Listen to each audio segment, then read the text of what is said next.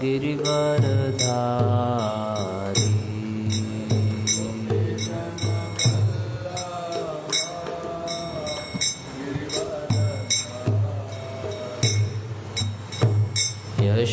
यशोदानंदन व्रज जनरंजन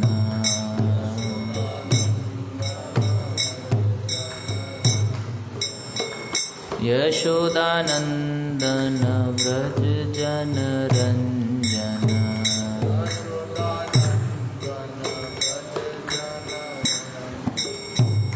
यमुना तीरावनचारी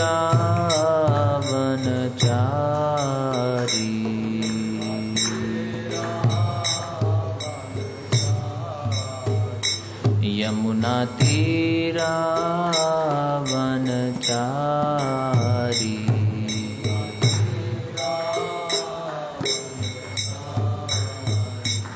जय राधा माधव कुंज बिहारी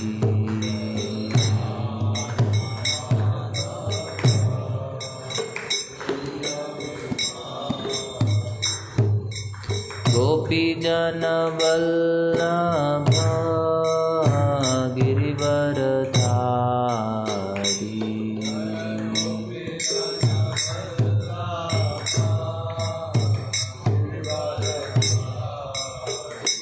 जय गोपी जन वल्लभ गिरिवरधारी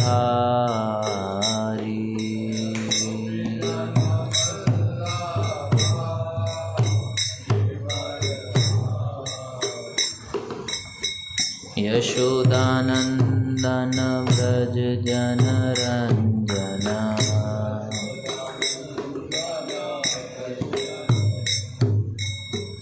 यशोदानंदन व्रज जनरंजन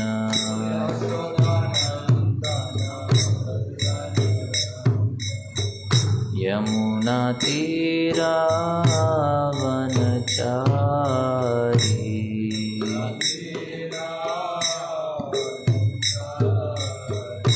यमुना तीरावनचारी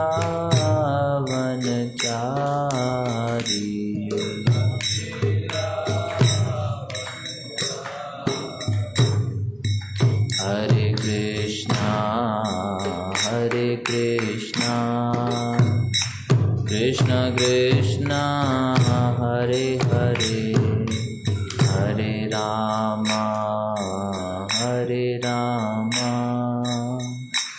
राम राम हरे हरे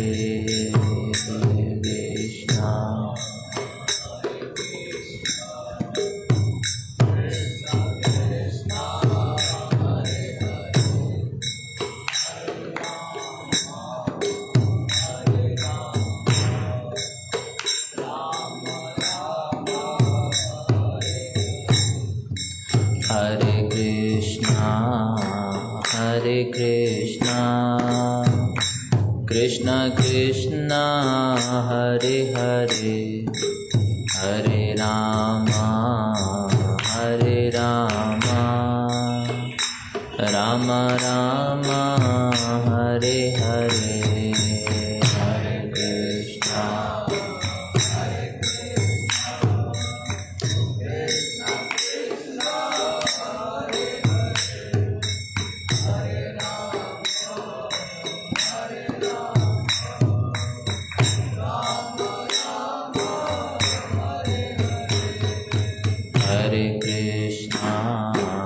हरे कृष्णा कृष्ण कृष्णा हरे हरे हरे राम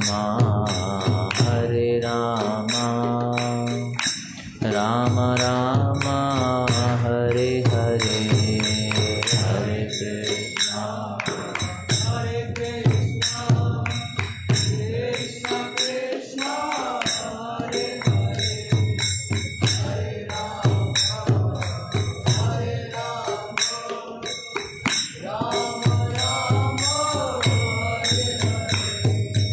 हरे कृष्णा हरे Krishna Krishna Krishna Hare Hare Hare Rama Rama Rama Hare Hare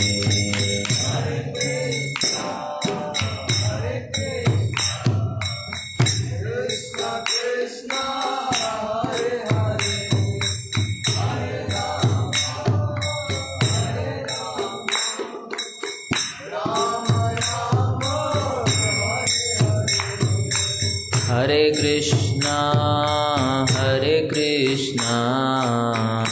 Krishna Krishna Hare Hare Hare Rama Rama Rama Hare Hare Krishna Krishna Krishna Hare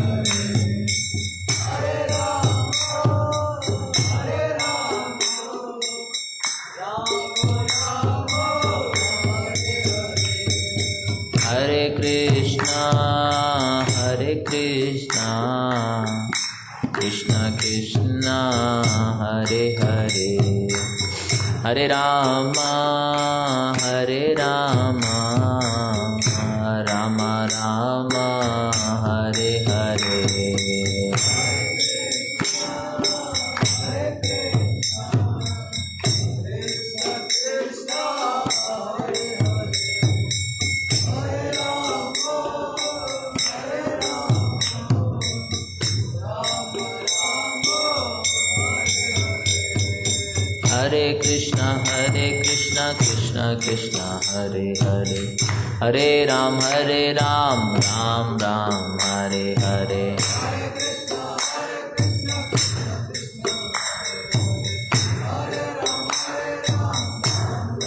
Hare Krishna Krishna Krishna Hare Hare Hare Ram Ram Ram Hare Hare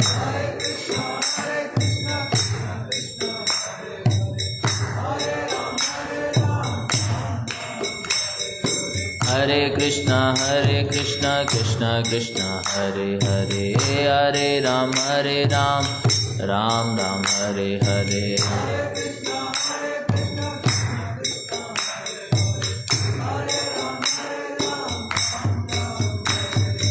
Hare Krishna Krishna Krishna Hare Hare Hare Ram Ram Ram Hare Hare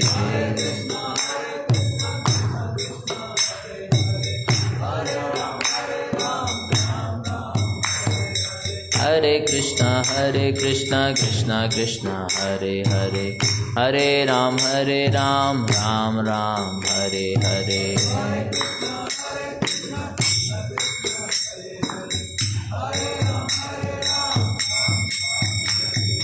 Hare Krishna Krishna Krishna Hare Hare Hare Ram Ram Ram Hare Hare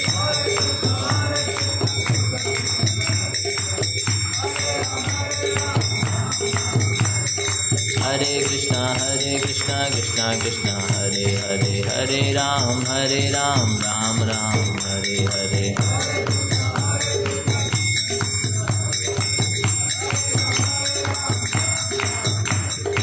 Hare Krishna Krishna Hare Hare Hare Ram Ram Hare Hare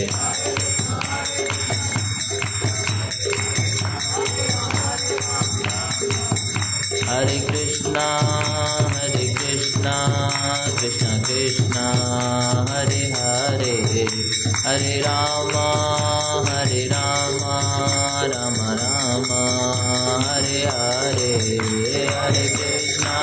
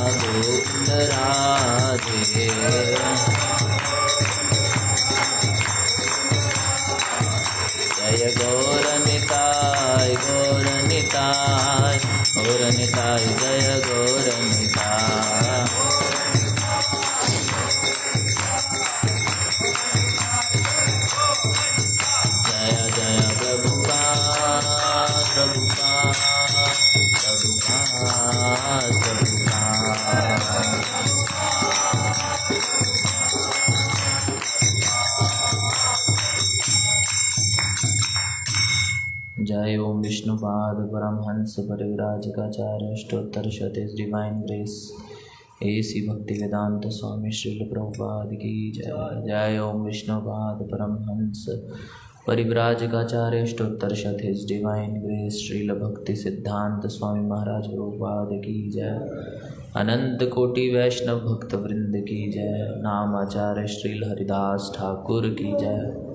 प्रेम से कहिए श्री कृष्ण चैतन्य प्रभु नित्यानंद श्री अद्वैत गदाधर श्रीवासादि गौर भक्त वृंद की जय। श्री श्री राधा कृष्ण गोप गोपीनाथ राधा कुंड श्याम कुंड गिरिराज गोवर्धन की जय। श्री वृंदावन धाम की जय। श्री मथुरापुरी धाम की जय। श्री नवद्वीप मायापुर धाम की जय। श्री जगन्नाथपुरी धाम की जय। श्री गंगा मैया यमुना मैया की जय। श्री भक्ति देवी की जय। श्री तुलसी महारानी की जय। ग्रंथराज श्रीमद्भागवतम की जय। भगवद्वाणी श्रीमद्भगवद गीता की जय। युग धर्म हरिनाम संकीर्तन की जय। हरे कृष्ण महामंत्र की जय। All glories to assembled devotees Hare Krishna. All glories to assembled devotees. All glories to Shri guru and Gaurang Srila Prabhupada की जय। ओम नमो भगवते वासुदेवाय। ओम नमो भगवते वासुदेवाय।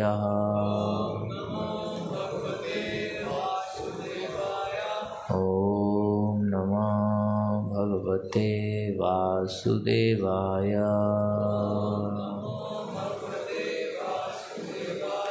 नारायणं नमस्कृत्य नरं चैव नरोत्तमं देवीं सरस्वतीं व्यासं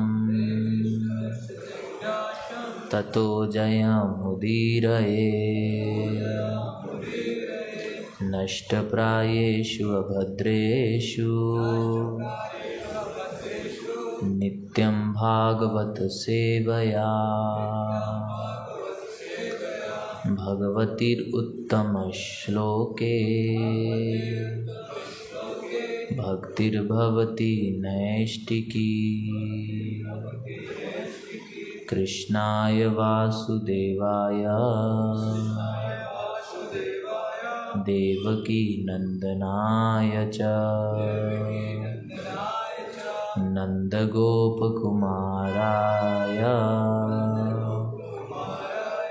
गोविंदाय नमो नमः।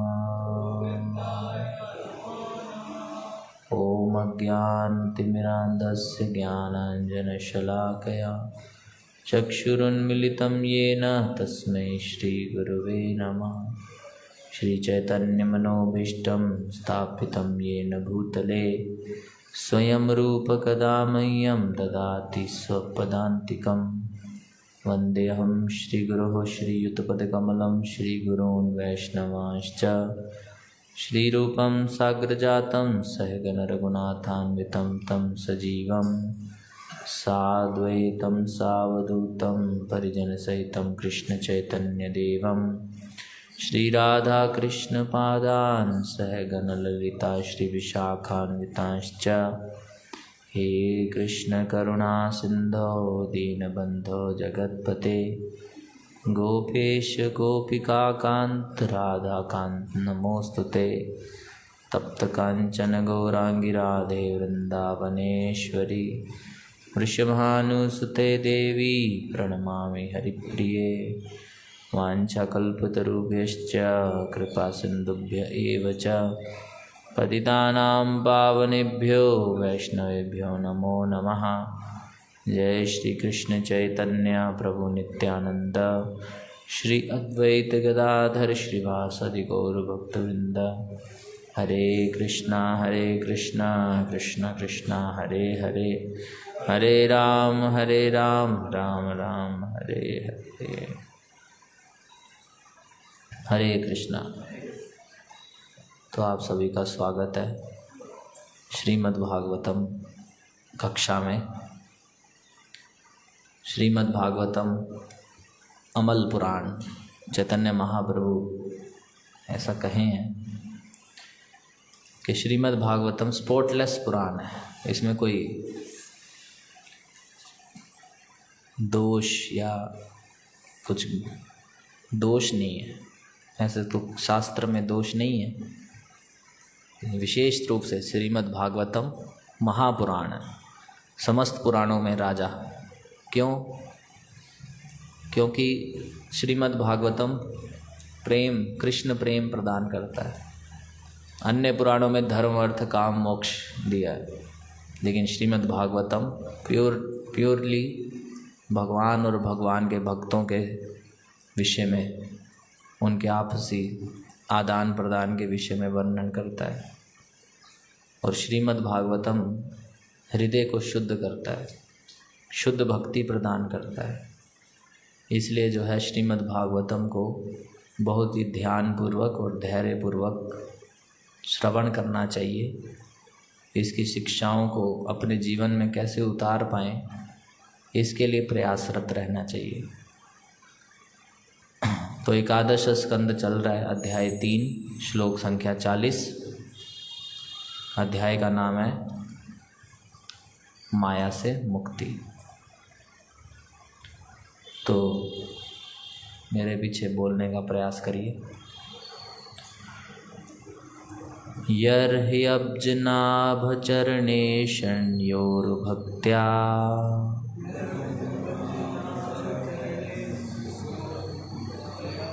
चेतो मलानि विदमेध गुण कर्म जानी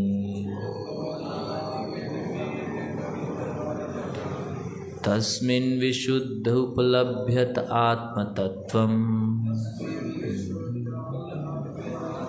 साक्षात् यथामलदृशो सवित्र प्रकाशः यर्हाभजनाभचरणे शनयोरुभक्त्या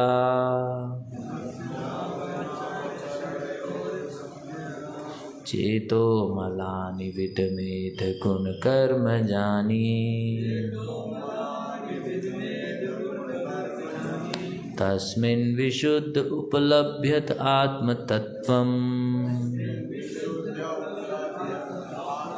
साक्षात् यथामलदृशो सवित्र प्रकाशः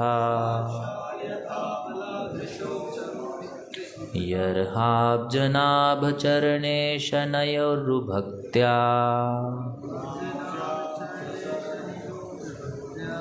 चेतो मलानि विदमेध गुण कर्म जानी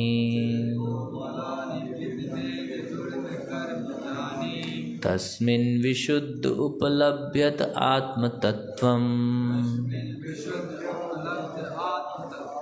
साक्षात् यथामलदृशो सवित्र प्रकाशः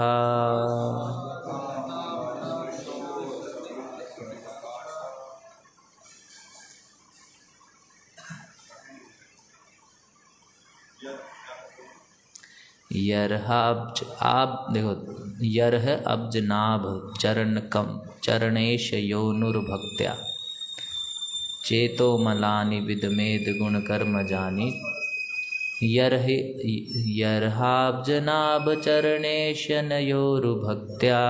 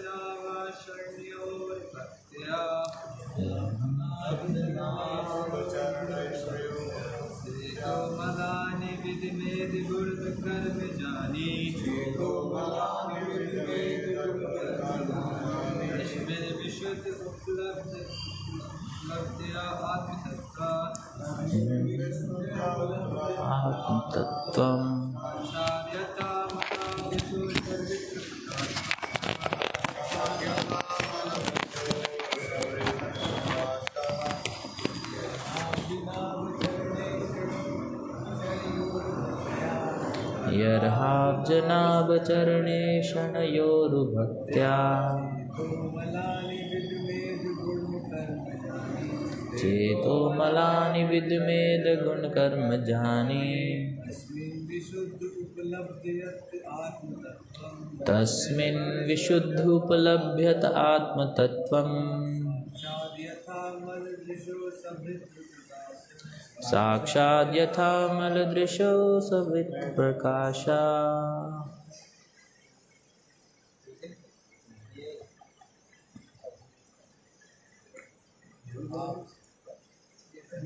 चलिए शब्दार्थ अनुवाद पढ़ते हैं। शब्दार्थ और अनुवाद तात्पर्य श्रील प्रभुपाद जी के शिष्यों द्वारा। श्रील प्रभुपाद की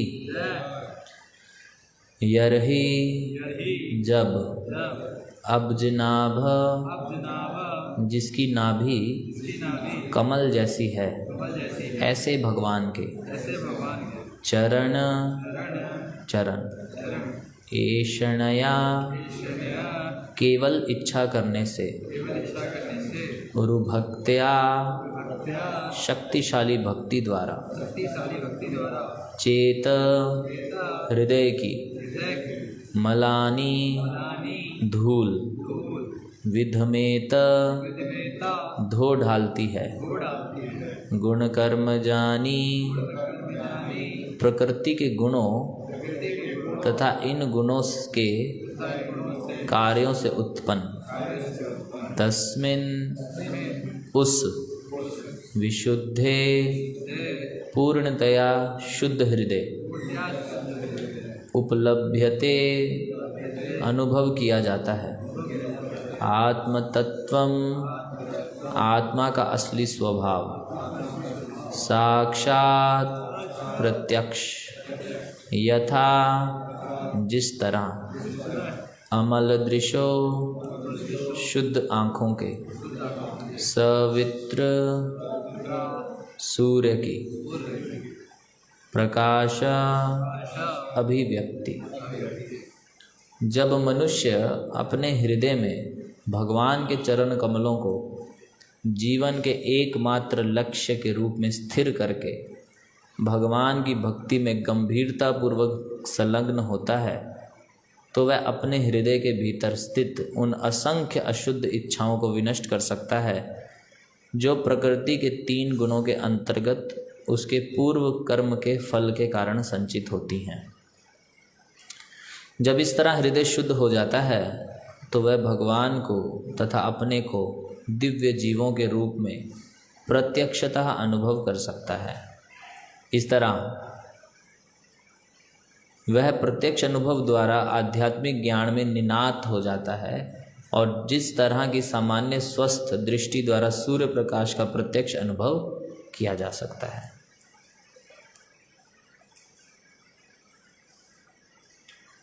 तात्पर्य पिछले श्लोक में यह बताया जा चुका है कि मनुष्य नित्य अपरिवर्तित आत्मा की प्रारंभिक झांकी अपनी शांत निद्रा के अनुभव के स्मरण करके प्राप्त कर सकता है। यद्यपि उस निद्रा में मन तथा इंद्रियां पूरी तरह निष्क्रिय थी। यह प्रश्न किया जा सकता है कि यदि गहरी निद्रा में आत्मा का प्रारंभिक अनुभव हो जाता है तो जागने पर मनुष्य क्यों मोहमय जगत में लौट आता है। इसका उत्तर यह होगा कि हृदय के भीतर भौतिक इच्छाएं स्थित होने से बद्ध जीव भौतिक इंद्रिय तृप्ति के अज्ञान का आदि है।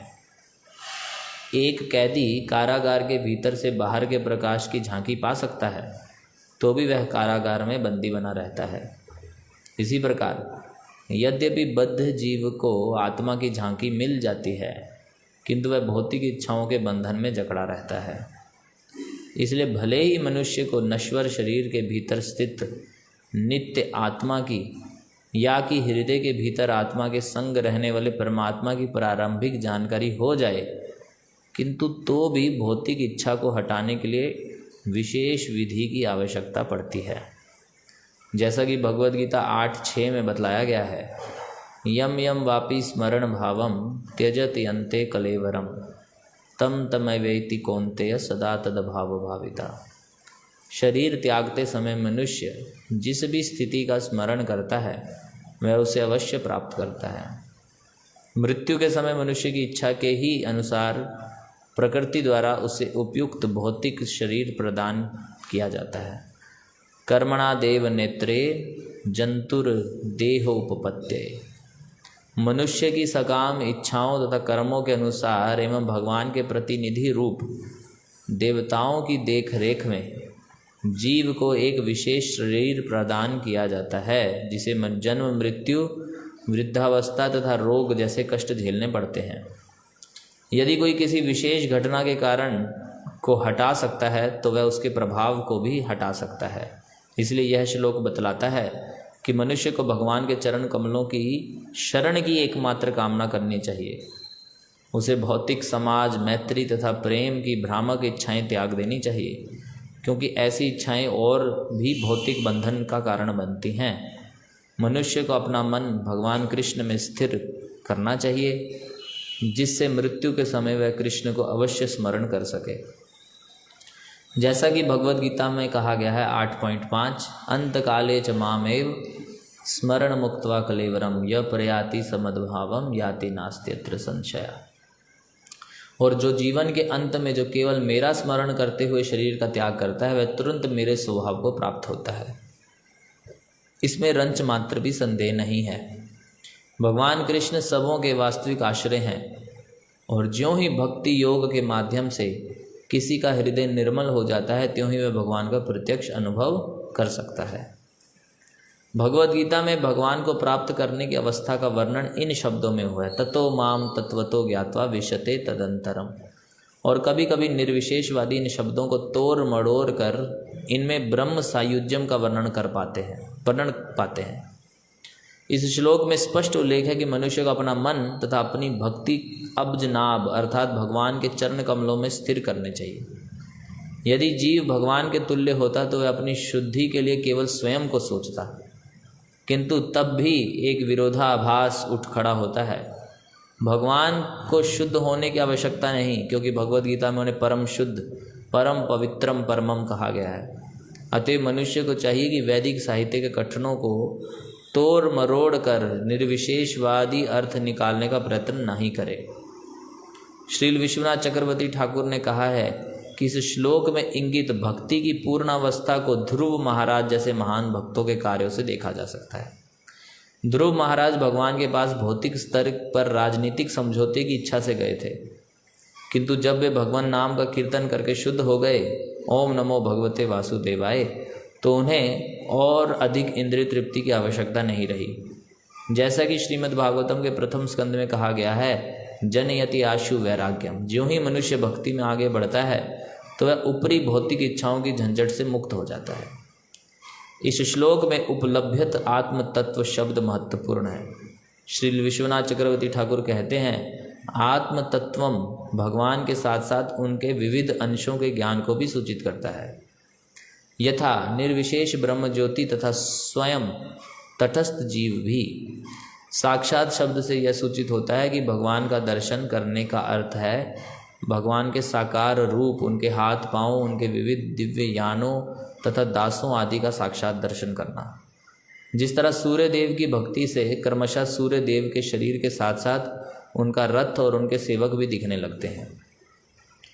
श्रील भक्ति सिद्धांत सरस्वती ठाकुर ने संकेत किया है कि 35वें श्लोक से 39वें श्लोक तक मानक तर्क की विविध अवस्थाओं का प्रदर्शन हुआ है। श्लोक 35 में विषय सामान्य विचारधारा की स्थापना की गई, 36 में संशय व्यक्त हुआ, 37 में पूर्व पक्ष अर्थात विरोधी तर्क, 38 में सिद्धांत अर्थात निष्कर्ष और 39 में संगति सारांश दिया गया।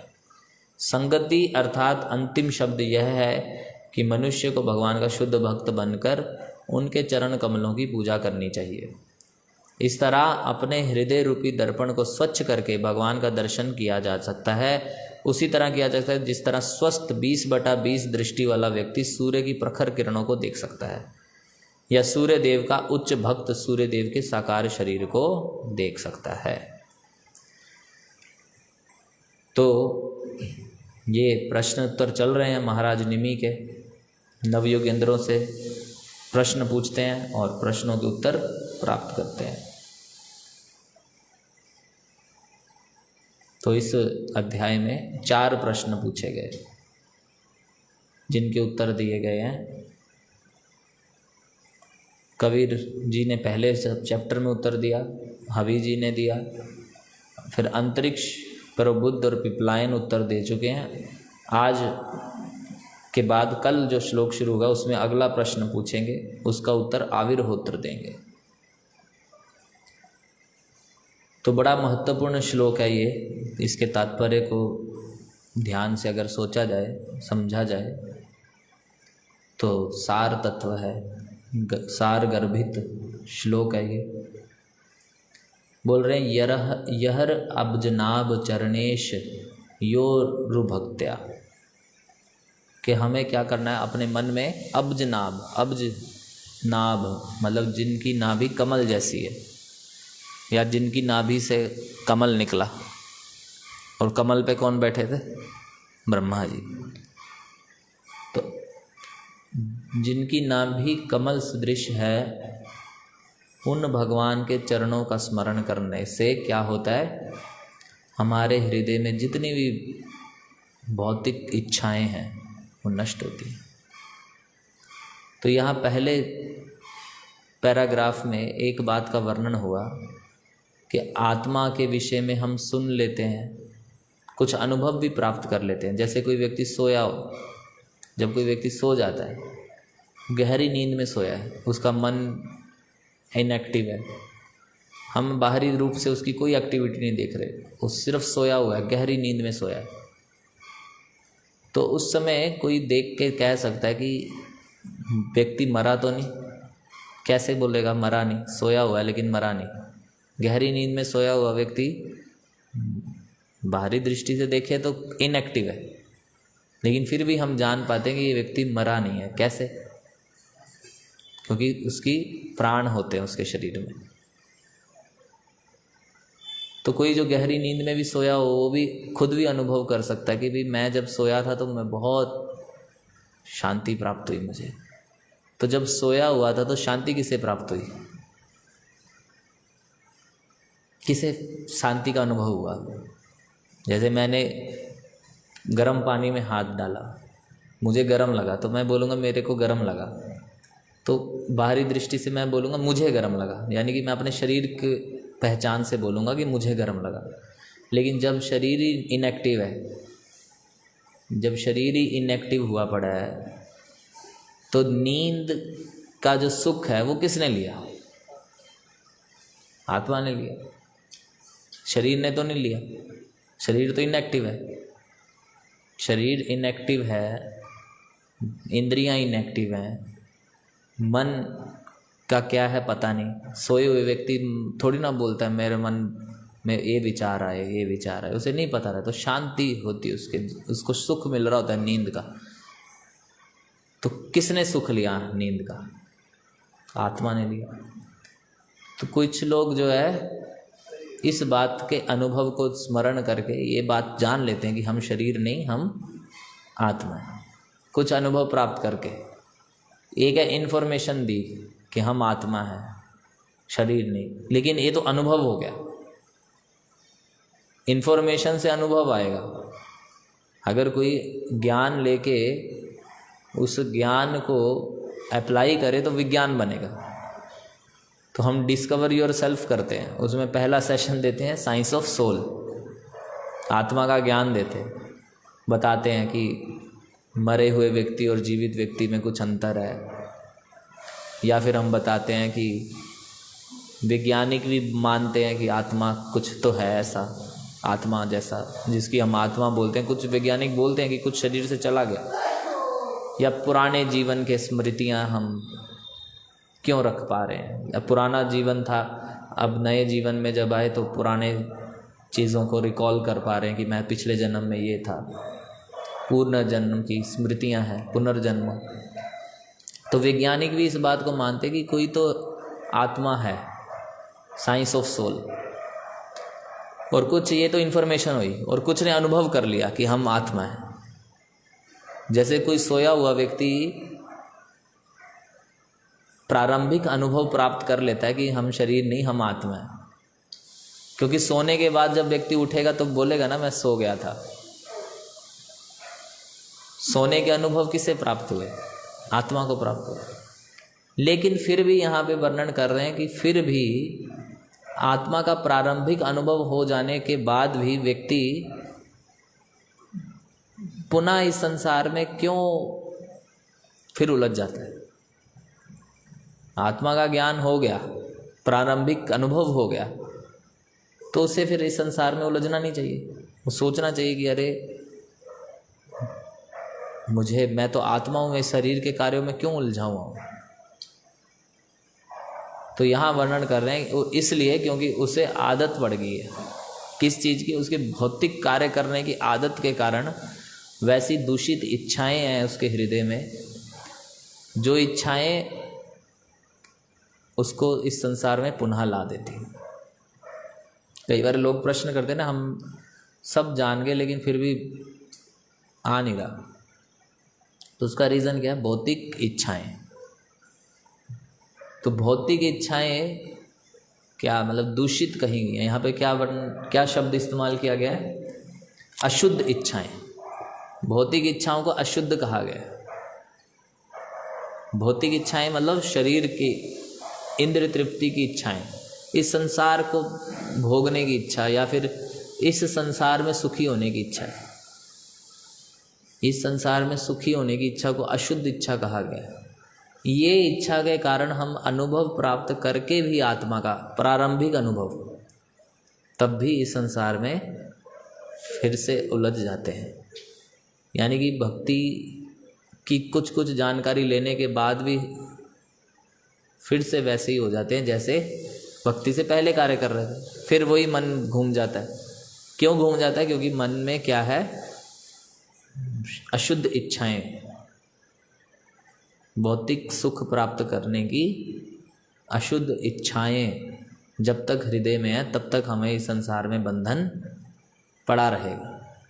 उदाहरण दे रहे हैं, जैसे एक जेल है, कोई जेल की कोठरी में है, जेल में बंद है, और उसका एक झरोके से प्रकाश आ रहा है। जेल में अंधकार है, थोड़ा सा प्रकाश उसने देखा कि जेल में प्रकाश का अनुभव किया, लेकिन फिर भी वो रहेगा तो जेल में ही।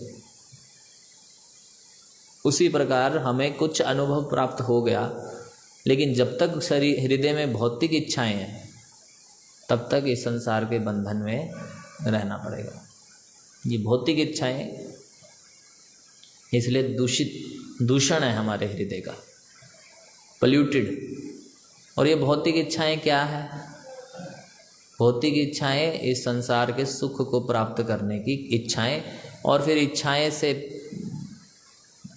मोटिवेट होंगे कर्म करने के लिए कि चलो अब इच्छाएं पूरी करें। फिर जब इच्छाएं पूरी करेंगे तो फिर और इच्छाएं करेंगे उसको प्राप्त करने के लिए, और इच्छाएं और बुद्धि लगेगी, और फिर जब यही बन जाती वासनाएं हो जाता है। यही सब क्या है? ये हृदय में बैठ जाता है और इच्छा पूरी नहीं होगी इस संसार में। इस संसार में भौतिक सुख की इच्छा कभी पूरी नहीं होगी, हमेशा जलते रहेंगे। इसलिए भगवद गीता में कहा गया है, ये काम जो है ये अग्नि के समान है, हमेशा जलता रहेगा। और इसमें अगर हम घी डालेंगे तो क्या होगा? घी डालने से क्या होगा? आग कभी बुझेगी नहीं।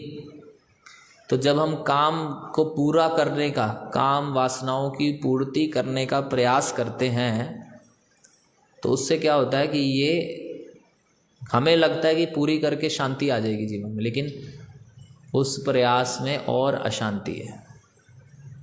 हम और अशांत हो जाते हैं। हम सोचते हैं कि ये कर लेंगे अपनी डिज़ायर पूरी तो मेरे जीवन में शांति आ जाएगी, लेकिन वो डिज़ायर पूरी करने के प्रोसेस में ही अशांति है।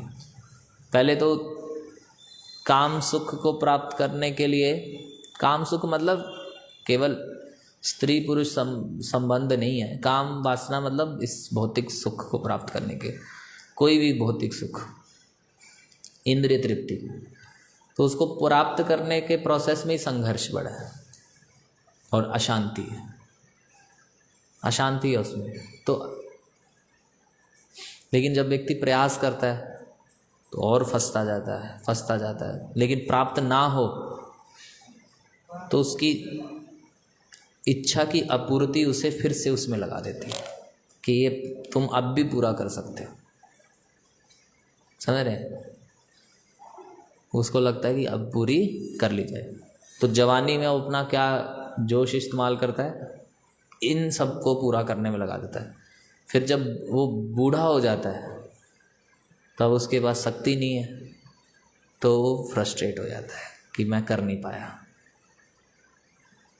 समझ रहे हैं? ये है। तो जब बचपन में तो उसको पता ही नहीं रहता, तब तो खेल कूद में निकल लेता है। लेकिन जब उसके अंदर कली थोड़ी परिपक्व हो जाती है भौतिक इच्छाओं की, जब उसे लगता है कि अब मैं कर सकूँगा, तो वो अपनी जवानी के समय को कहाँ इस्तेमाल करता है? पूरा करने में लगाता है। लेकिन इस पूरे प्रयास में असफलता से अशांत रहता है और फिर बूढ़ापा आने पर फ्रस्ट्रेट हो जाता है, वो पूरा नहीं कर पाया। कई बूढ़े भी प्रयास करते हैं लेकिन वो विफल हो जाते हैं।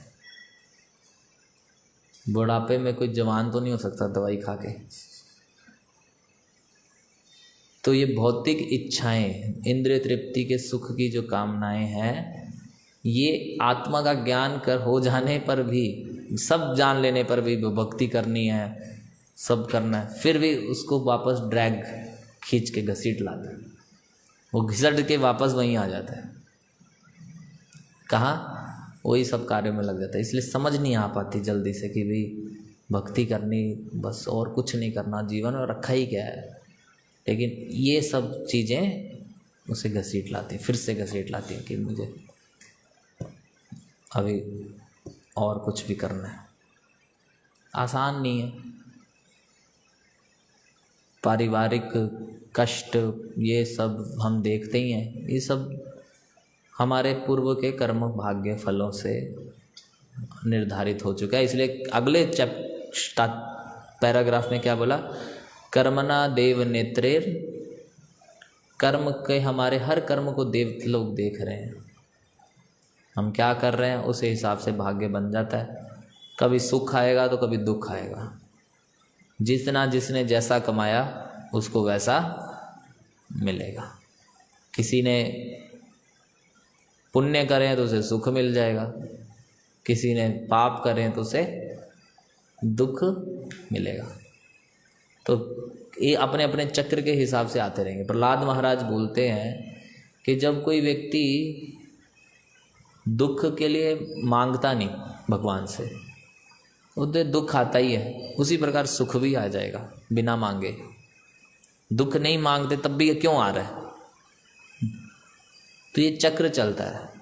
पाप और पुण्य जो हमने कमाई करी है वो सामने आ जाएगी। लेकिन बात यह है कि बार बार पाप और पुण्य में क्यों फंसे? ये बुद्धिमान व्यक्ति क्या करेगा? पाप और पुण्य के चक्रों से बाहर निकलने का प्रयास करेगा। तो वो क्या करेगा? अपने हृदय में अब्जनाभ, यानी कि जिनकी नाभि कमल के सदृश है, उनको अपने हृदय में एकमात्र लक्ष्य बनाएगा कि मेरे को और इच्छा नहीं करनी, केवल इनको प्रसन्न करने या इनको प्राप्त करने की इच्छा के अलावा और कोई इच्छा मुझे करनी ही नहीं है। तो जब वो भगवान को अपने हृदय में बिठा ले तो उसकी भौतिक इच्छाएं शुद्ध हो जाएंगी। उदाहरण दे रहे हैं ध्रुव महाराज का। इसी तात्पर्य से पढ़ रहा हूँ मैं, कुछ अलग से नहीं बता रहा। ध्रुव महाराज का उदाहरण दे रहे हैं। कह रहे कि ध्रुव महाराज ने एक बड़ा राज्य प्राप्त करना था, ब्रह्मा जी से भी बड़ा राज्य। ब्रह्मा जी से स्वयंभू मनु, फिर उनसे उत्तानपाद इत्यादि ये राजा, उत्तानपाद की संतान थे ध्रुव महाराज। तो ध्रुव महाराज की माँ का नाम था सुनीति। लेकिन उनके पिता उत्तानपाद की एक और पत्नी थी सुरुचि। तो सुरुचि से एक पुत्र संतान थी। तो सुरुचि की वो संतान जो है उत्तानपाद राजा के गोद में बैठी थी। तो ध्रुव महाराज ने भी इच्छा व्यक्त करी कि मैं भी अपने पिता की गोद में बैठूं। तो सुरुचि ने बोल दिया कि वे तुम पहले मेरी कोख से जन्म लोगे तभी तुम बैठ सकते हो, तुम अधिकारी नहीं हो। तो 5 वर्ष के ध्रुव महाराज ने बड़ा झटका लगा, मतलब कि ऐसे मेरे को मतलब क्षत्रिय स्वभाव है, तो उसमें आ गया कि भी मुझे इसका अपमान हो गया, मुझे गोदी में नहीं बैठने। तो अपनी माँ के पास गए, सुनीति के पास, बोले कि ऐसा ऐसा मेरे साथ हुआ। तो माँ बोली कि भी देखो मेरे साथ भी यही है कि अभी जो है तुम्हारे पिता मुझे ज़्यादा वैल्यू नहीं दे रहे, लेकिन वो बोले क्या करूं, मेरे को अच्छा नहीं फील हो रहा। तो बोले भगवान के पास जाओ तुम। तो बोले मेरे को अपने पिता के पिता से भी बड़ा राज्य चाहिए, ब्रह्मा जी से भी बड़ा राज्य चाहिए, मैं वो प्राप्त करना, कैसे प्राप्त होगा, मैं अच्छा फील नहीं कर रहा, मेरे को ऐसा बोल दिया। तो माँ ने बोला कि देखो भगवान से पास जाओ तुम, वही मदद करेंगे। बोले भगवान कहाँ मिलेंगे? तो बोले वन में मिलेंगे, ऐसा सुना है वन में मिलते हैं, तपस्वी लोग वन में जाते हैं भगवान को प्राप्त करने। तो वन निकल गए, 5 वर्ष का बालक कहाँ निकल गया? वन में निकल गया। स्ट्रॉन्ग डिटर्मिनेशन, डिटर्मिनेशन बहुत स्ट्रॉन्ग, डिटर्मिनेशन स्ट्रॉन्ग थी, कमिटमेंट स्ट्रॉन्ग था कि करना है तो करना है, प्राप्त करके छोड़ेंगे भगवान को। श्री श्री राधा गोविंद देव की। तो प्राप्त करने की स्ट्रॉन्ग इच्छा, लेकिन पीछे उद्देश्य अलग था। उद्देश्य क्या था? बड़ा राज्य प्राप्त करना। फिर भी गए भगवान के पास। इसलिए वर्णन किया जाता है कि 4 प्रकार के जो लोग हैं वो भगवान के पास आते हैं, जिन सुकृतिवान होने चाहिए। ध्रुव महाराज भगवान के पास गए, नारद जी ने उन्हें उपदेश दिया कि ऐसे ओम नमो भगवते वासुदेवाय का जप करो, भगवान आएंगे, तुम भगवान को प्राप्त कर लोगे। करते रहे। जब भगवान आए तो उनकी इच्छा शुद्ध हो गई। जो इच्छा लेके गए थे, भौतिक इच्छा कि मुझे राज्य प्राप्त करना है, अब वो इच्छा बोल रहे हैं कि मैं कंकड़ पत्थर जैसे मांग रहा हूँ चीज़ें, मेरे को तो आप मिल गए, सब कुछ मिल गया, मुझे नहीं चाहिए राज्य। तो उदाहरण दे रहे हैं कि जब कोई व्यक्ति भगवान को अपने हृदय में स्थापित कर ले, उनका स्मरण करे, तो उसके हृदय की इच्छाएं शुद्ध हो जाए। यहाँ पे एक भय आ जाता है कि फिर मेरा सबको कौन संभालेगा, अगर मैं भक्त बन जाऊंगा तो मेरा कौन संभालेगा, हमारा कौन संभालेगा, सब गाड़ी तो हम ही से चल रही है, हम हैं तभी तो चलाएंगे, नहीं तो कौन चलाएगा। गाड़ी सब चल जाती है, हम ही ना रहे तो कौन चलाएगा। जी समझना पड़ेगा इस बात को। तो हम हैं तो क्या करें फिर, हमें भगवान की भक्ति दूसरों को भी देनी है, दूसरों को भी सिखाना है, भगवान पे आश्रित हो। आज उपदेशामृत में क्या वर्णन कर रहे थे कि गोपियाँ क्यों सर्वश्रेष्ठ हैं? क्योंकि भगवान पर पूर्णतः आश्रित है। भगवान ने बांसुरी बजाई तो गोपियाँ कोई अपने घर पे थी, तो पिता एक इस बच्ची, मतलब मान लो एक गोपी के लिए उसके पिता आश्रय हैं, किसी के लिए उसका पति आश्रय है, किसी के लिए उसकी संतान आश्रय है।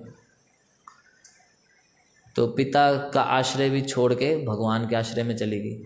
समाज का भी कोई वो नहीं रखा कि लोग बोलेंगे कि भाई ये तो होगी, दूषित होगी, किसी पर पराये पुरुष के साथ आधी रात्र में मिलने गई, पति बाहर निकाल देगा कि भाई तुम तो पराये पुरुष के पास गई रात को, मैं निकलो यहाँ से। पिता बोले बदनामी होगी, कुछ नहीं। चैतन्य महाप्रभु कहते हैं गोपियों की भक्ति सर्वश्रेष्ठ है। क्यों? क्योंकि उन्होंने अपने आश्रय किसे बनाया? भगवान को। भगवान ही उनके आश्रय हैं, इसलिए वो सर्वश्रेष्ठ है। अपने समस्त आश्रयों को त्याग कर परम आश्रय के शरण में चली गई, यानी कि उनके जीवन के लक्ष्य भगवान को बनाया उन्होंने। तो तथाकथित आश्रय ना भी रहे तो भी उनका भरण पोषण करा भगवान ने। तो हम ये सोचें कि हम आश्रय हैं किसी के, तो बहुत गलत बात है। परम आश्रय तो भगवान है। इसलिए परम आश्रय के शरण में अगर कोई आ जाए तो सब चीज़ें चलेंगी जैसे चलनी है, और अच्छी चलेंगी। भगवान के सहारे तो और अच्छी चलेंगी। हमसे तो कई गुना अच्छी चला देंगे भगवान। लेकिन भौतिक दूषण के कारण हम ये कर नहीं पाते। भौतिक दूषित इच्छाओं के कारण ये कर पाना कठिन हो जाता है। भगवान पर पूर्णतः आश्रित हो पाना कठिन हो जाता है। तो क्या करें? पहले भौतिक दूषण हटाना पड़ेगा।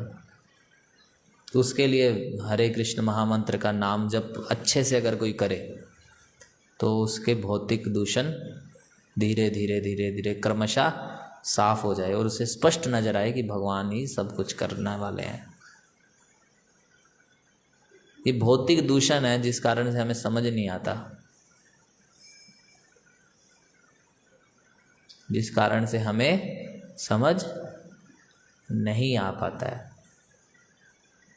तो ध्रुव महाराज की इच्छा होगी शुद्ध, और वो फिर भगवान के परम भक्त कहलाए। ध्रुव महाराज, प्रहलाद महाराज, ऐसे महान महान भक्त हो गए। ऐसे महान महान भक्त हो गए। यहाँ तात्पर्य में एक चीज का वर्णन और किया गया है कि कभी ये नहीं सोच लेना चाहिए कि हम ही भगवान हैं। निर्विशेषवादी इस बात को प्रस्तुत करते हैं कि जीव और भगवान में कोई अंतर नहीं है। अगर ये बात सत्य है तो यहाँ वर्णन कर रहे हैं कि फिर इस श्लोक में ऐसा कहा जाना कि हमें अब जनाब के चरणों को अपने हृदय में स्थित करना चाहिए, जिससे हमारी भौतिक इच्छाएं शुद्ध होंगी। यानी कि जीवात्मा को बोला जा रहा है भगवान को अपने हृदय में स्थित करो। अगर हम और भगवान एक ही होते तो इस श्लोक में ये कहा जाना चाहिए था कि अपने का ही चिंतन करके शुद्ध हो जाओ। अपना चिंतन ही करते रहो और शुद्ध हो जाओ। लेकिन ये नहीं कहा गया। कहा गया है भगवान का चिंतन करो। यानी कि हम भगवान से पृथक हैं। पृथक मतलब एक नहीं है। हम ये नहीं कह सकते कि मैं और भगवान एक है।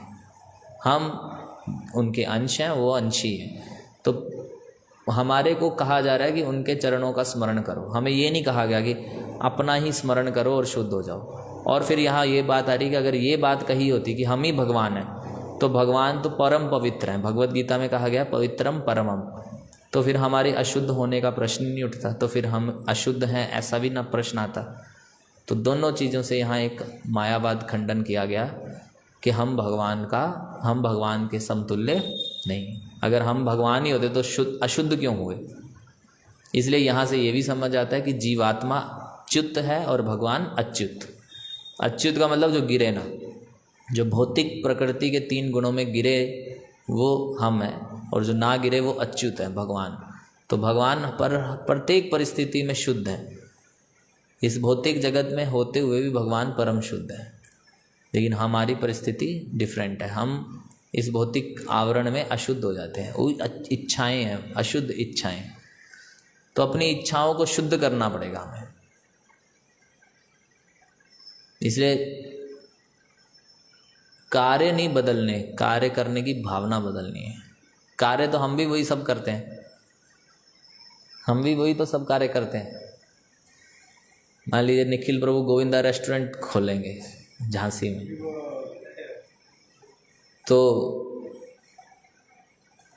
लगेगा तो यही सही कि भाई बाहर जिन्होंने ठेले लगाए हैं वैसा ही है। लेकिन इनका कार्य की भावना अलग रहेगी। भगवान के लिए कर रहे हैं। चीज़ें वही दिखेंगी, अरे ये भी वही तो है, वही तो है, लेकिन पीछे की भावना डिफरेंट रहेगी। समझ रहे हैं? हम भी वही सब कार्य करते नजर आएंगे। इसलिए अपनी भावना के ऊपर फोकस करना है। इसलिए भौतिक तरीके से काम नहीं करने हैं। इसलिए चीज़ों को बदलना पड़ेगा। इतना तो हमें अपने आप से करना है कि मैं अपनी भावना को कृष्ण भावना में परिवर्तित करने में अपना प्रयास तो करूं। कोई आके चमत्कार तो होगा नहीं। अच्छा नाम जप तो मुझे ही करना है ना, कि भगवान आके मेरे को करवाएंगे? इतना प्रयास तो मेरे को ही करना है कि मैं नाम जप सही से करूं। इतना प्रयास तो मुझे खुद ही करना है कि मैं, देखिए वैधि भक्ति और एक रागनुगा भक्ति होती है। अभी हम वैधि भक्ति में हैं तो हमें नियमों का पालन करना पड़ेगा, सुबह जल्दी उठना पड़ेगा, मंगल आरती आना पड़ेगा, क्लास सुननी पड़ेगी। शुरू में ये सब कड़वा लगेगा, लेकिन एक दिन मीठा लगेगा जितने हम ठीक होते जाएंगे। और इस पूरे प्रोसेस में सबसे बड़ी दवा है हरि नाम। जो हरि नाम सही से नहीं करेगा उसके अंदर भौतिक इच्छाएं बनी की बनी रहेंगी। मान लीजिए आपने भौतिक कार्य रोक भी दिए, लेकिन फिर भी भौतिक इच्छाएं आपको परेशान करेंगी, और इसी यहाँ रहते हुए भी भौतिकवादी जैसे रहना शुरू कर देंगे। तो क्या करें? अच्छा नाम जप करें। नाम जप अच्छा रहेगा तो धीरे धीरे धीरे धीरे धीरे शुद्ध हो जाएंगे, और शुद्ध हृदय में फिर हम जान पाएंगे सब कुछ दिखने लगेगा। भगवान कौन है, मैं कौन हूँ, मेरा भगवान से क्या संबंध है, ये सब प्रकट हो जाएगा। और फिर क्या होगा? हम भगवान के शरणागत रहें बस, और क्या है। हम भगवान के शरणागत रहें, भगवान पर आश्रित रहें। भय लगता है, भय रहेगा कि अरे भगवान के ऊपर आश्रित हो जाएंगे तो कैसे होगा? हो जाएगा। कई बार चीज़ों को रिस्क लेना पड़ता है देखने के लिए भगवान कैसे कार्य करते हैं।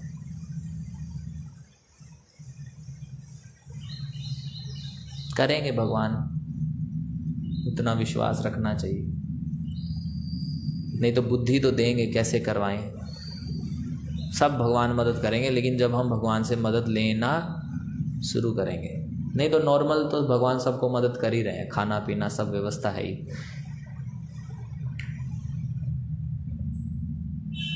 कोई कहेगी भी प्रकृति में किसी चीज़ की कमी है, ऐसा नहीं।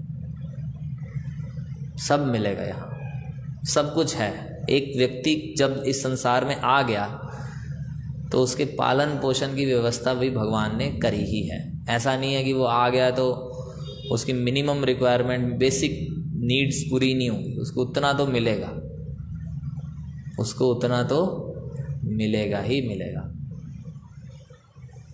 इंसान भी भूखमरी से नहीं मरता, आर्टिफिशियली भूखमरी करी जाती है, तब मर जाते हैं। नहीं तो व्यवस्थाएं तो कोई ना कोई करता ही है। जहाँ भूखमरी होती है वहाँ भी डोनेशन पहुँच जाता है, अनाज हेलीकॉप्टर से पहुँचाते हैं, कैसे कोई करते हैं। तो बुद्धि तो कोई किसी के थ्रू करवा के पहुँचाता ही है। तो जब कोई इस संसार में आ गया है तो उसका पालन पोषण भी होगा। समझ रहे हैं? बेसिक पालन पोषण तो होगा ही, उतनी जिम्मेवारी तो है ही। और फिर हम बहुत इच्छाएं लेके और अधिक करें तो फिर चीज़ें थोड़ा सा गड़बड़ हो जाती हैं। आज एक वीडियो भेजूंगा श्रीला प्रभुपाद नेक्टर वाले ग्रुप में, अपने वाले ग्रुप में, उसको देखिएगा। मेरा मोबाइल नहीं है, नहीं तो दिखाता है यहाँ। उस वीडियो को ज़रूर देखिएगा, आज एक वीडियो भेजूंगा। और मेरे को पक्का पता है आप देखने के बाद स्टेटस पे लगाएंगे। तो कहने का अर्थ ये है कि अपनी भौतिक इच्छाओं को शुद्ध करने के लिए हमें प्रयास करना चाहिए। कैसे? वही सब प्रोसेस को पालन करें। हरे कृष्ण महामंत्र अच्छे से जप करें, अच्छे से पठन करें, श्रवण करें, और भौतिक चीज़ों में लिप्त ना हो। जैसे ग्राम्य वार्ता, उपदेशामृत में आता है ना, सांसारिक बातों की चर्चाएं ना करें, सांसारिक चीज़ों के ऊपर, विषयों पे ऊपर ज़्यादा ध्यान ना दें, बहुत ज़्यादा न्यूज़ वगैरह ये सब नहीं सुनना पड़ना चाहिए। बेसिक हो गया, जानकारी मिल गई आपको कि हाँ मिल ही जाएगी। सोशल मीडिया तो G20 चल रहा है, इतना उतना, हम उसमें जाएं घुसें कि उन आपस में क्या मीटिंग हुई, इतना नहीं करना। ठीक है, एक इन्फॉर्मेशन मिल गई, क्योंकि यहाँ रह रहे हैं, प्रचार कर रहे हैं, तो थोड़ी बहुत जानकारी होगी, थोड़ा बहुत जानकारी ठीक है। और देख भी रहे हैं संसार में क्या क्या घटित हो रहा है। ठीक है, मोटा मोटा न्यूज़ में आ जाता है, बहुत सारा तो हमारी परिधि से बाहर है, कुछ पता ही नहीं। कोई एक मोटी न्यूज़ दिख जाती है कि अच्छा ये हो रहा है, हो तो बहुत कुछ रहा है, सब तो नहीं आ जाता पेपर में। छोड़ो, ग्राम्य वार्ता नहीं करनी, प्रजल्प नहीं करना, इसको बोलते प्रजल्प। प्रजल्प नहीं करना, प्रजल्प मतलब होता है व्यर्थ की बातें करते रहना, व्यर्थ बातें कर रहे हैं, वो सब नहीं करना। और बहुत अधिक संग्रह नहीं करना, बहुत अधिक खाना नहीं, प्रसाद ग्रहण करना। मतलब अपने जीवन शैली को इस तरीके से ढालना चाहिए कि मैं कृष्ण भावना भावित बनूं, मेरी इच्छाएं शुद्ध हों। जप के समय जप करना, पठन के समय पठन करना, श्रवण के समय श्रवण करना, सेवा के समय सेवा अच्छे से करना, भगवान के स्मरण करने की प्रैक्टिस करना। अभी शुरुआत में वैदिक भक्ति है ना, प्रैक्टिस करनी पड़ेगी, हमें डालना पड़ेगा, खुद से जोर लगाना पड़ेगा। फिर धीरे धीरे धीरे धीरे जोर लगाते लगाते स्वाभाविक हो जाएगा, भगवान भी मदद करेंगे। और सबसे ज़्यादा इम्पोर्टेंट, अभक्तों का संग नहीं करना, गीता श्रवण करना, पढ़ना। मतलब सोचना पड़ेगा खुद से कि कैसे अपने जीवन को ढाल लूँ कि मेरी ज़्यादा इच्छाएं भगवान की ओर हों, मैक्सिमम टाइम मेरा भगवान की ओर स्मरण में, ऐसी इच्छाएं हों आज भगवान के लिए क्या सेवा करेंगे। मतलब समझ रहे हैं, इस तरीके से करना। एक है कि करवा लेना, अभी तो हमने जैसे जन्माष्टमी हुई तो करवा लिया, सबको सेवा में एंगेज करके करवा लिया कि इधर आपको ये करना है, ये इंजेक्शन लगाया जैसे हो गया। और फिर पीछे लग लग के देखते रहे कि इंजेक्ट सही चल रहा है पेशेंट के नहीं। अब खुद से हो जाना कि अच्छा हाँ, ये इसमें और कैसे इम्प्रूवमेंट हो, ये हो वो हो, ये है। मतलब आपकी इच्छा जुड़ गई, अब आप उस विषय उस चीज़ के बारे में सोच रहे हो, अब केवल रोबोट नहीं रहे, अब सोचने लग गए कि भी अच्छा इसको ऐसे इम्प्रूव कर सकते हैं। जिस दिन ये आ गया, एक स्टेप आगे आ गया। जब तक ये था कि भी पीछे जैसा बोलेंगे वैसा, वो भी एक अच्छा स्टेप है, कम से कम किसी के मार्गदर्शन में हो। लेकिन फिर है कि अब खुद से भी आपको लग रहा है कि एक ये यहाँ पे ऐसा होना चाहिए, ऐसा कर सको, इसको ऐसे करेंगे, इसको ऐसे करेंगे। खुद से जब इनिशिएटिव लेने लग गए, इसलिए इनिशिएशन कहा जाता है। इनिशिएशन का मतलब है अब स्टार्ट करना है। ऐसा माना जाएगा कि अब आप खुद से इनिशिएटिव लोगे कृष्ण भावना में प्रगति के। इनिशिएटिव लेना चाहिए, इस बुद्धि लगानी चाहिए कि ऐसा करेंगे, ऐसा करेंगे, इसको ऐसा कर सकते हैं, इसको ऐसा करेंगे। तो मतलब अब आप एक्टिव हो गए, आपकी इच्छाएं भगवान से जुड़ गई, आपकी इच्छाएं शुद्ध होंगी। फिर बच के रहना। खेती में फेंसिंग वो अब आपको लगानी है, खेती में खेती भी करनी है, प्लस साथ ही साथ कोई उपद्रवी ना घुस जाए, कोई जानवर पशु आके खेती खराब ना कर दे, वो सब देखना है। दो ही कार्य करने, फिर खेती भी ग्रो करानी है, पोषण करना है, प्लस सुरक्षा करनी है। जब आप ये करने लगे तो फल प्राप्त करेंगे भक्ति का। लेकिन अगर हमने खेती भी नहीं करी, या मान लो खेती करते थे फेंसिंग नहीं डाली, तो क्या होगा? मान लो रात को सोए और कोई पशु आके खराब कर गया, फिर क्या फायदा? फिर लगे रहो, फिर मेहनत करो।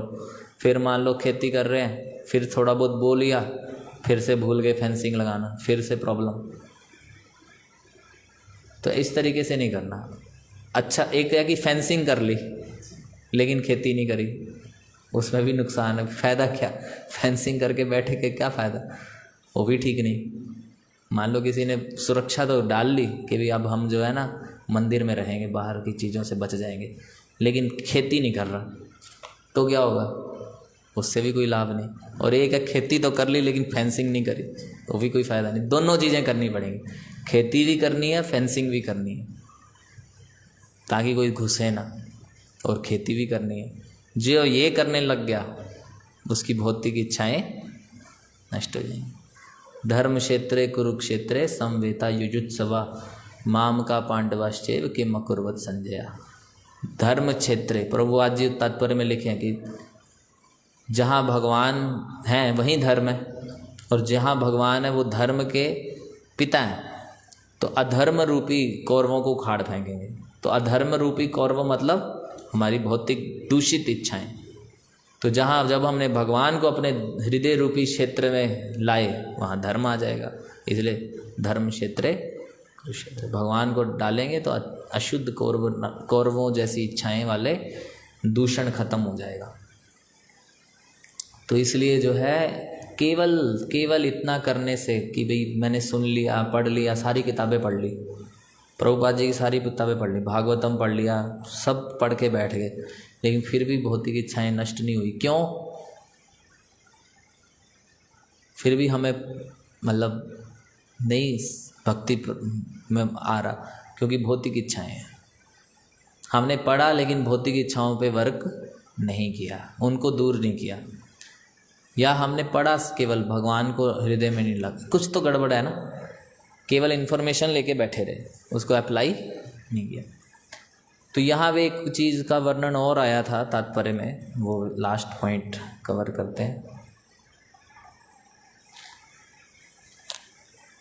अभी मेरे दिमाग से स्किप हो गया।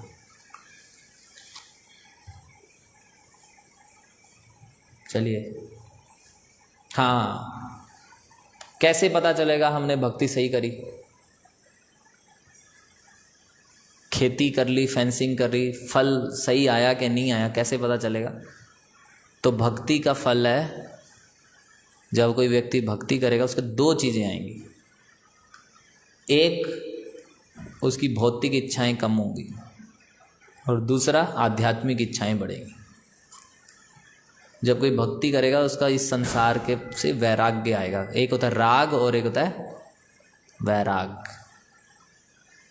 भगवान के प्रति राग बढ़ेगा और संसार के प्रति वैराग्य बढ़ेगा। ये दो चीज़ें अगर आ रही हैं तो हम भक्ति कर रहे हैं, सही भक्ति कर रहे हैं। ये संसार से विरक्ति आएगी, भौतिक इच्छाएं खत्म होंगी और आध्यात्मिक इच्छाएं बढ़ेंगी। दिल करेगा और करें, और क्या करें, अब क्या करें। तो इस राधाष्टमी में हम तो नहीं हैं, तो आप लोगों को करना है। तो हम उधर से रिपोर्ट लेंगे, क्या क्या हुआ, कैसे हुआ, सब ठीक रहा, कैसा चला। तो ये डिपेंड करेगा कि आप, सब हो जाएगा जब आपका नाम जप अच्छा होगा। भगवान का नाम जप अच्छा करना, इसलिए प्रयास करिए फिर से। चलिए, अब कुछ दिन जन्माष्टमी सीज़न था तो फिर से प्रयासरत रहें। सुबह वही 4:30 बजे उठ के पहुंच जाना, नाम जप करना, और नाम जप के समय नाम जप करना। केवल नाम जप वो समय नहीं है, क्योंकि व्यक्ति इतना बिजी हो गया है कि उसको फ्री टाइम चाहिए। व्यक्ति क्या है, बिजी हो गया इतना ज़्यादा संसार में कि उसको फ्री टाइम मिलना बहुत ज़रूरी है। वो सोच रहा है फ्री टाइम ही नहीं है कहीं, तो नाम जप को फ्री टाइम ले लेता है कि नाम जप का समय क्या है, मेरा फ्री टाइम है, इसमें मैं अब थोड़ा योजनाएं बनाऊंगा, थोड़ा मैं सोचूंगा क्या करना जाए क्या। तो हरे कृष्णा पीछे योजनाएं चलती रहती हैं, अब आगे ऐसा भी करना है, ऐसा करेंगे, अभी ऐसा करेंगे। तो ये समय वो नहीं है। नाम जप, नाम बहुत महत्व। उस समय ये सोचना कि ये फ्री टाइम है तो नाम जप अपना असर करेगा नहीं, और बोलेगा।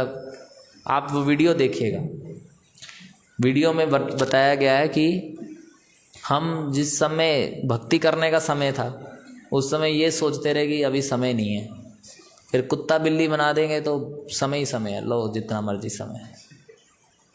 कोई व्यक्ति को कुत्ता बना दे, उसके पास समय ही समय है, क्या करे, सारा दिन 24 घंटे क्या करे वो, समय ही समय दे देंगे भगवान आपको। बड़ा आराम से करते रहो, खूब समय मिल जाएगा।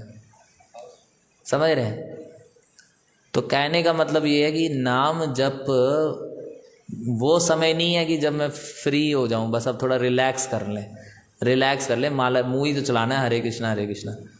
अंदर में अपना योजनाएं बना लेंगे, कुछ नहीं तो मन को शांत करेंगे। वह बोलना ही है बाहर से दिखाने के लिए, मन शांत करेंगे, थोड़ा सो जाएंगे, फिर मन शांत हो जाए, या योजनाएं बना लें, या फिर पूर्व में क्या क्या घटित हुआ, किसने क्या बोला, वही सब उसी समय सोचें, क्योंकि हमें फ्री टाइम चाहिए।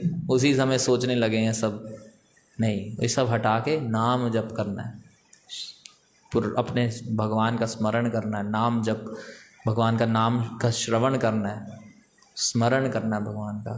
और उस समय हमें अवॉइड करनी चाहिए बहुत सारी चीज़ें। 2 मिनट बाद कर लें कुछ काम, तो ये आदत डालनी पड़ेगी कि मान लीजिए कुछ चीज़ आ गया इम्पोर्टेंट, तो नाम जब पहले करेंगे फिर बाद में देखेंगे, नाम जब पूरा करके कर लो। तो इस तरीके से हमारी भौतिक इच्छाएं, भौतिक वासनाएं नष्ट होंगी, शुद्ध हो जाएंगे हम। और जब हम शुद्ध होंगे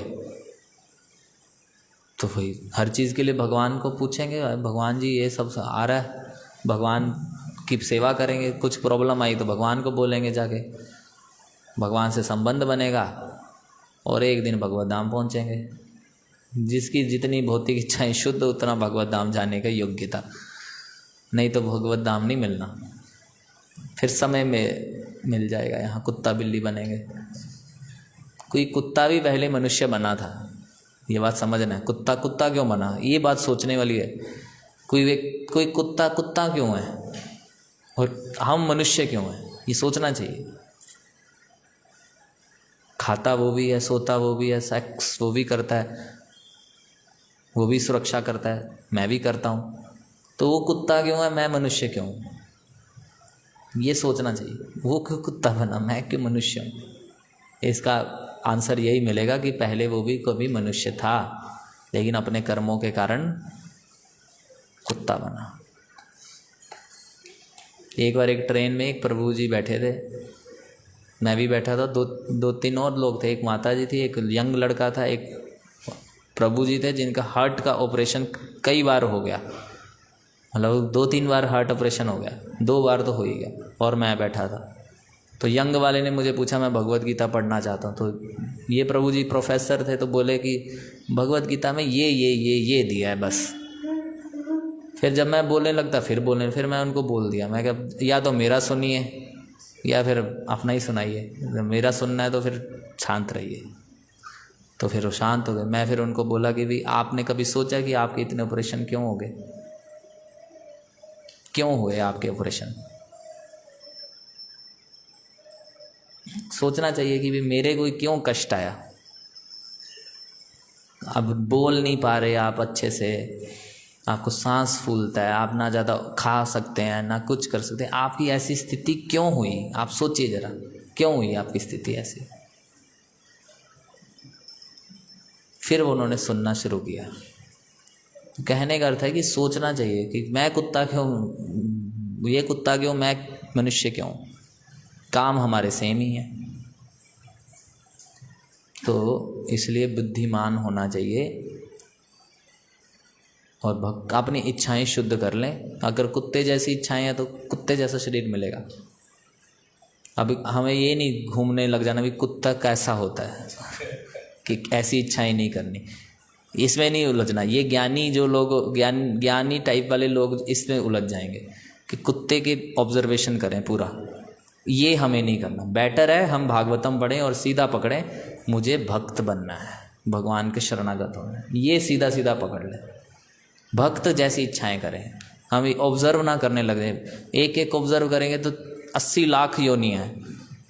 अगर एक पे भी 5 मिनट लगाए तो भी हमारा जीवन आधा जीवन से ज़्यादा निकल जाए, ऑब्जर्वेशन भी निकल जाए, फिर भी कंक्लूजन नहीं आएगा।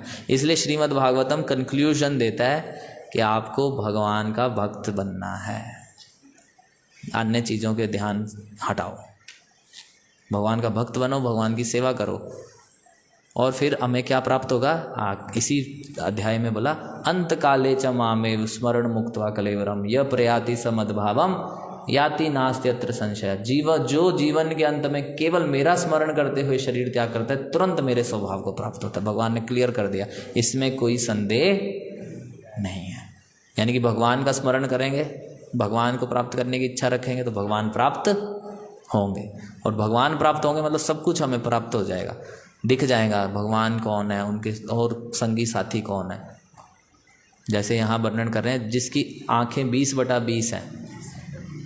जब हम डॉक्टर के पास जाते हैं चेक कराने तो 6/6 जिसकी आंख है सही मानी जाती है। आपकी आंखों का टेस्ट होने के बाद वो लिख देगा 6/6, यानी कि ये इसका रंगों का डिफरेंस करने की शक्ति भी ठीक है, जितनी रेंज 6x6 तक देख लेता है ये, इसकी आंखें ठीक है। वहाँ से यहाँ वर्णन किया कि जिसकी आंखें 20/20 है, मतलब वो सूर्य की किरणों को भी प्रखरता से देख सकता है। उसी प्रकार जो सूर्य देव के मान लो भक्त हैं, तो वो जब सूर्य देव से मिलेंगे तो अन्य चीज़ें भी देखेंगे, रथ है, क्या क्या चीज़ें हैं, इनके साथी संगी कौन है। ऐसे ही जब हम भगवान के भक्त बनेंगे, शुद्ध हो जाएंगे और भगवान की भक्ति करेंगे, हमें सब कुछ प्राप्त दिखेगा, सब जान जाएंगे क्या क्या है क्या क्या है। लेकिन वो सब करेंगे कब? जब हम भगवान के भक्त बनेंगे। तो यहाँ रुकते हैं, समय हो गया। हरे कृष्णा। जगत गुरु